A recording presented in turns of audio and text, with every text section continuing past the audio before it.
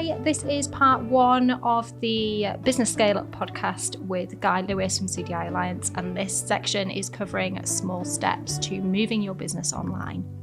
Hi everyone, welcome to the Business Scale Up programme podcast. My name is Hannah Tuckey and I am one of the business engagement advisors on the programme. So it is my job to listen. I'm here to listen, advise and guide you through the programme, which is 40% funding towards any of our training, workshops, qualifications through our expert providers. We're excited today because for the very first time, we have invited one of those providers into the studio with us.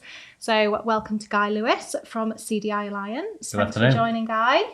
Hi, nice to be here. Good. So we have a few offers from CDI Alliance in the Business Scale Up programme. And one of my favourites has been the marketing strategy support. So I think one thing that I found in particular is we quite often get a lot of clients coming to us saying they've got multiple services, their time and effort is in so many different areas, they've got 100 eggs, they're losing time, but they want to grow. So they kind of go through this period of coaching and consultancy support to get clear on all of that. And then that marketing strategy steps in once they've got an idea of how that process works. But one of the other key things alongside that is this moving your business online. So where does that fit into the process? What does moving your business online really mean? I think that you can take moving your business online two ways, easily two ways. You could take it as the retail side. You could take it as actually, this is something about e-commerce. So this may be eBay sites or Shopify or Amazon, that sort of thing. So you're saying, I'm taking it online, I can do some transactional stuff online in terms of I can sell some goods. Or you can take online as being much more about using digital technology to share, to collaborate. So if you think about maybe during the lockdown, a lot of processes changed because actually the physical bit went. I mean, things like I used to work for a time in construction, and everything was done through the fax. If you don't have a fax machine, you're like, you couldn't. Yeah, absolutely. So then the fax moved to, maybe it did move, but you know, the idea of signing something, of actually a hard copy. And then 2020 onwards, guess what? That was not possible, but you need to have business. So things like electronic signs came in, DocuSign, HelloSend, that sort of stuff. So how I see that bit about taking your business online, with the first caveat of yes, retail, wholesale, there's lots of things like that need it. It's more about actually looking at you as a business and how can you share and collaborate some of the things you do with your clients. And how can the processes be online as much as trying to sell something. So that idea that you might want to share some information, you might want to share things like a client portal or something where you've got I don't know, designs, quotes. You want them signing, you want them approving, so all that sort of thing. So you maybe have that idea of portals, or it may be just a simple thing of being able to collaborate on a document or a description. So you might be in the digital marketing region. You can actually share something and build something together rather than be in the same place. So use that online as let's say that sort of cloud-based IT sort of sharing and a workspace. So it's probably something that people are perhaps already doing without knowing it, but maybe not using it to its full capacity. So for example, having a Google Drive might be one thing that they're doing, but they might not have linked that to, like you say, a client portal. It might just be one part and they've not actually explored what else there is that can join onto that. And client portal sounds all sorts of expensive, technology, difficult, major step in your business. And then bringing it back to Google Docs or Dropbox or something, actually somewhere where you're storing something and you say, actually, I could make a directory here that I could share with my client. They're very safe, very secure. And it's a way if you can work as by the way, I've dropped a few documents there you can have a look at. So that's really good in terms of the process. So you're not emailing, waiting for response. Did you get it? Did you not get it? Can you make these changes? It's a very dynamic way of working. So one other example that we've introduced recently actually is we were experiencing a bit of disjointed engagement with some of the clients that were coming through onto the Business Scale Up programme. So for example, booking booking in the one-to-one sessions that we have with the clients. Sometimes it just needs to be a 20-minute call just to check whether the business is eligible, whether it's in the right region. But other times when they're further into the program and it's that 1 hour one-to-one session, it's, are you available on this date at this time? No, I can't do that date. And you're backwards and forwards on emails for like 3 or 4 days. Yeah. So we now use the online booking link that connects to our Teams system. Yeah.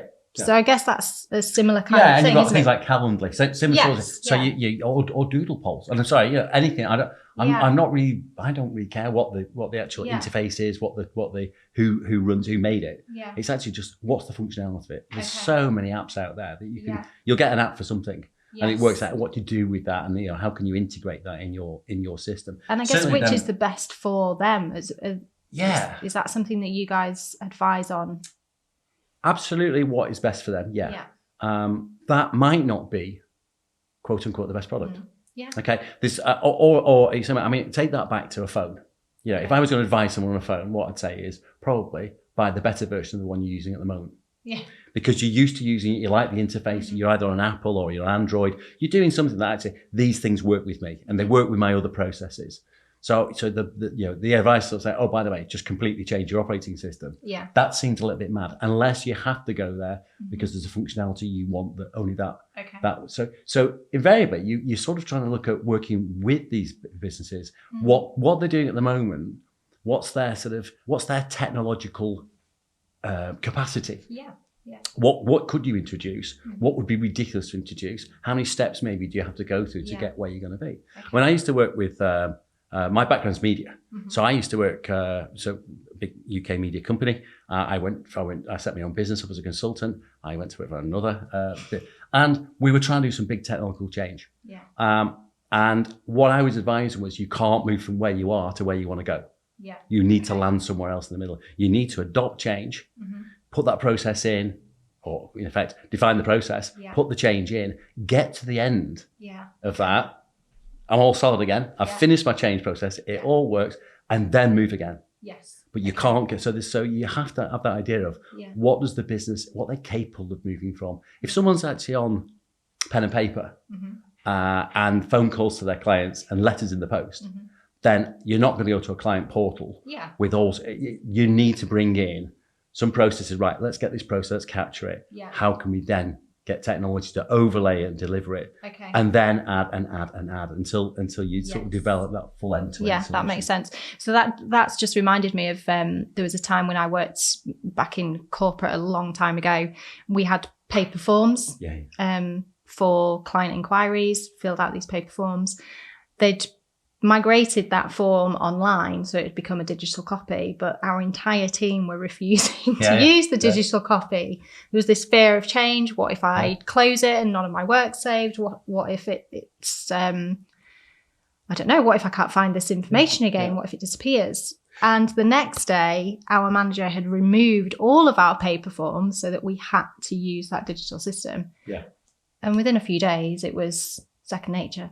Yeah, I mean, there's standard things when you're implementing change. You've got to put all things in place. You've got to have a vision. You've got to give some training. You've got to give time. You've got to give people a reason to do it. Yes. And if you can get all together and you've done that with a timetable and a plan and your skill, at some point you have what they call a burn the bridge. Okay. You've actually got to say, okay, we're going to implement this. Yeah, that's exactly. It is working, and then also burn the bridge, because otherwise everyone will just want to migrate to that comfy armchair in the corner. I'm going to go there. Exactly. So what we try and do with the business, we look at their processes first.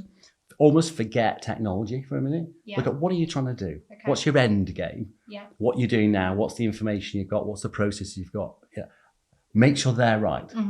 Because quite often I'll sit down with a client and they'll say, well, actually we do this, but we shouldn't really do that because then we do that. But then that department there, they don't get involved, but they should do it. Yeah. So you say, okay, well, let's first map out a process. Yeah. Capture what technology you're using, what you like at the moment, what works for you at the moment, and then see if you can use it better.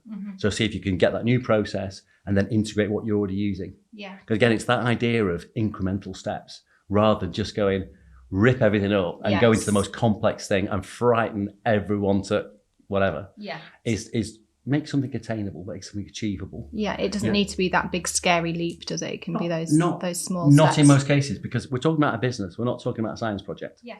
So the idea is that the business has to function. Yeah. The people in it have to be able to do their job, and this is just part of the job. This is just exactly. it's not their job. There might be a sales manager. They might be managing a team, and what you're trying to do is bring in technology that helps them do that. You're not trying to change them into an IT operator. They are still what they are. So that's how we would sort of work on that way.